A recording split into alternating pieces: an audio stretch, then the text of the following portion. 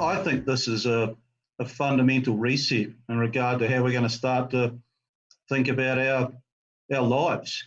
Yeah, we've now had the big experiment in regard to working from home, and hey, presto, it works. And so I don't think everybody's going to want to go rushing back into that office space. Yeah, glass half full. There's going to be a lot of opportunities out of this as well. Yeah, the digital economy, yeah, the way we are doing this stuff is going to get turbocharged. Now, to be fair, that sort of stuff should have been happening anyway.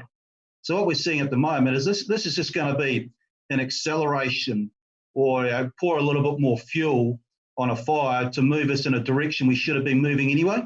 If we look at the recovery when it comes, look, night follows day, day follows night. The sun will invariably get up in the morning.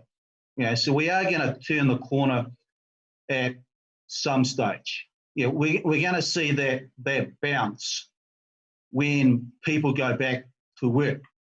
The problem is a lot of firms, there aren't going to be firms. They're going to be shutting down.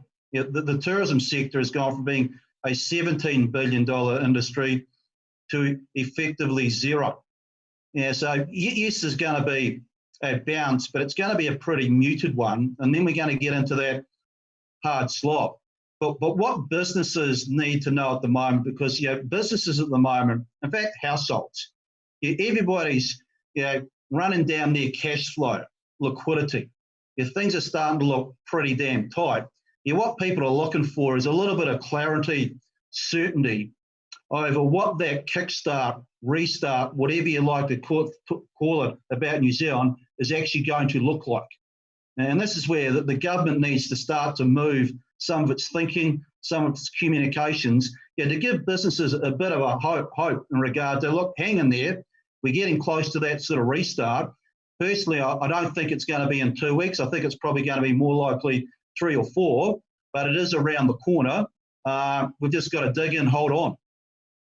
We're going to need to shake the tree in a whole lot of areas, I think, in regard to how we think about our individual lives, but how the government thinks about the framework, the policy environment, to encourage people, encourage businesses to want to employ people, to want to expand, get this economy sort of firing up. And that may mean that some political ideology needs to get put on the sidelines for the sake of making sure we're getting people back into paid work quickly.